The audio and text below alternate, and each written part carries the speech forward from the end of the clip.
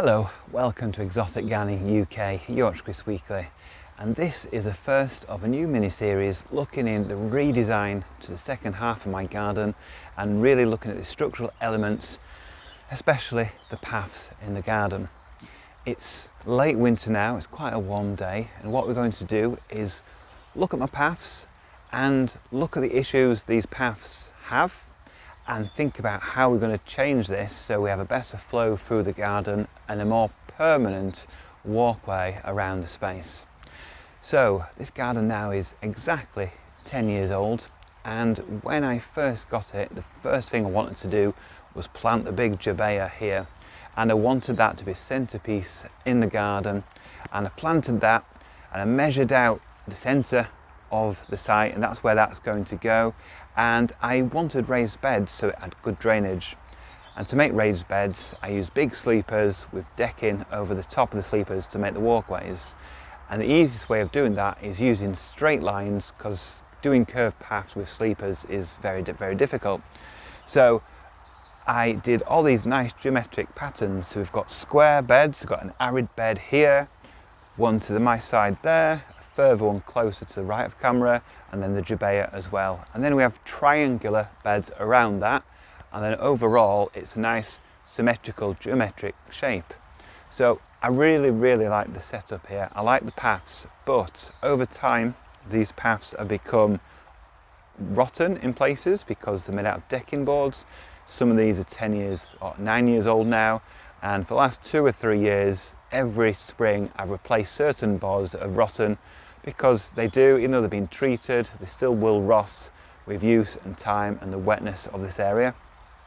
And also plants have got bigger, so the jabea here, it's got quite a large spread, and until the trunk gets much higher than my head, which is going to take quite a number of years, it means that the leaves are going to be in people's faces when they're walking through this area now that the leaves have relaxed and the crown of the palm is filled out.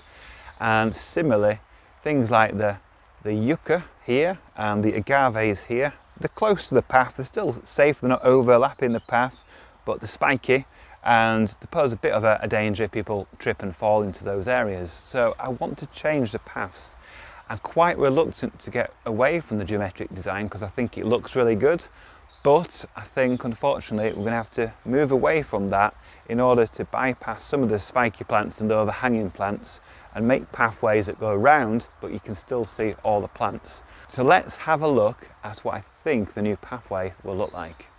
So currently, when you come over the bridge, you're met with the jabea in the centre as discussed, and you can see we've got these angular paths going off in different directions here, and this is the geometric design. So there's a triangular bed, there's another triangular bed, and then we have the square beds, 4 of them with the jabea in the centre here.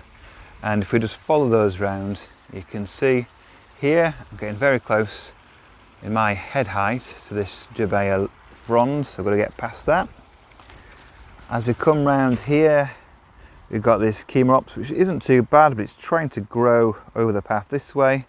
And in summer, all the gingers and everything really just cover the paths. I've actually just cleared out of phormiums. There's a huge phormium here, so many people have never seen this part of the path, but there's a path there.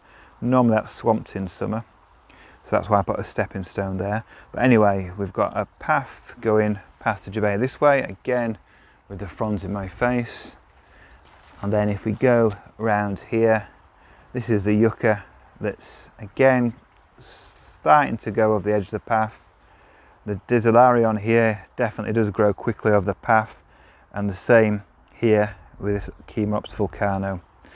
I'll just back up a little bit. Here we've got the trimmed yucca, and here I have to trim back the yucca on this side as well, but it's pretty clear. And then when we come round here, this is my biggest issue, is the Bryata Mater, which is looking stunning. This wants to grow over the path this way. And the big Bootia over there, that wants to come over this path. So this is quite a tight angle. So when I'm walking this way, especially in summer, you've got things growing over this way. Got Eucomis and some cannas that way. I've got to go past the briar, and I've got to turn this way You can see a rotten piece of wood there that I need to replace. And here we've got a Musabaju, and we've got the Bootia, which wants to completely overhang this area. So this complete section really is a no-go in summer now. And if we turn this way, you can see we've got plants either side that are coming over as well. You can see I've trimmed back that Dissolarion there.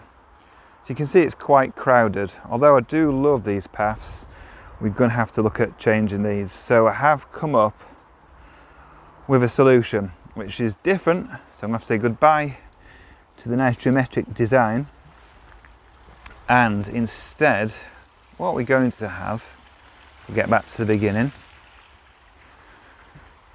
is we're going to remove all these paths you can see in shop.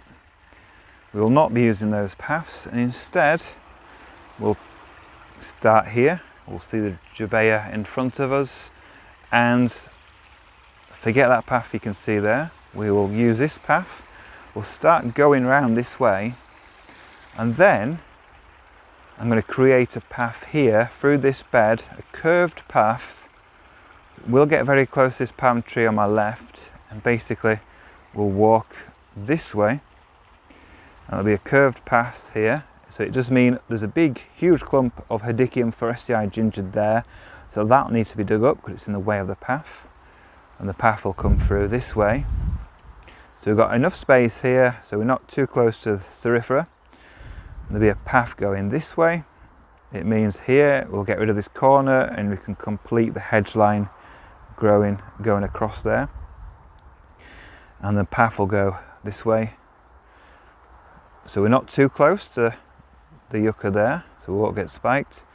We'll go through here, and this is where we're going to have to make some big alterations, because in here obviously we've got a couple of palm trees right in front of us. We've got the nice seed grown Trachycarpus, beautiful one there, and we've got a tiny little Bootia Jabea cross that's been out several years now, and it's not grown at all, so that'll have to be dug up. But anyway, the path will go here, and it means we're not getting too close to this area with the briar. We're still getting pretty close over here at this point to the Bootia. That's, I think, a good compromise. And then we'll still follow this path around, and then we'll come out over here. So then we've got to walk back this way, and we'll have to start the path going this way. So we'll dig up this Melianthus, which has been cut back to the ground because of the cold winter, and we'll go across here. So the arid bed has started last year. We're going to have to change somewhat. So we're going to have to move that little Garve down there, get the path coming over here, cut back this bamboo a little bit, get the path going around here, nice curved path, ample space here. But then we've got this big Melianthus, so that Melianthus will have to be cut back completely. So imagine I'm walking through the Melianthus, and then it will meet back at that path there, and then back to the beginning. So that's a nice circular path. Over here, I've got this nice Trachycarpus palm tree, cut back a few fronds on this side, so we've got space for the path to come through to this point. So then we've got a nice curved path. So we're changing it from geometric, as it currently is, to a nice curve going round, and then a curve coming back to this point here. So I'd like to know your thoughts on my plans. If you can put a comment below in the video, that'd be great. And also I need to start thinking about, how am I going to do this? What materials should I use? I've got to think, do I want a gravel path, a bark path, a brick path, a patio style path? All sorts of options, but I've got to decide very, very soon. So I've got to get this completed, finished and planted up before the open days in August this year. So plenty to be doing. And then I've got to get rid of a lot of these internal paths. So the view inside, you'll still see all the plants. I mean, if I stand where that new path will be, we're still going to see the Jabea, we're still going to see all the arids as we go around. We just won't be walking quite so close to them on a regular basis. So let me know your thoughts in the comments below. This is part one of a little mini series. So throughout the year I'll actually be building the paths and creating the space and also planting up, because all this middle area, that cross basically of wood, that is a great planting opportunity. It's in full sun. I've got lots of space there to put more plants. And similarly, these paths here that I'm on, again, that'll be a planting opportunity. So lots of exciting options for 2023 and beyond. Completely redesigning this part of the garden. And then probably next year, I'll be doing the same with the bottom end. And then probably the year after, we'll be doing more down the first half of the garden. Thanks for watching.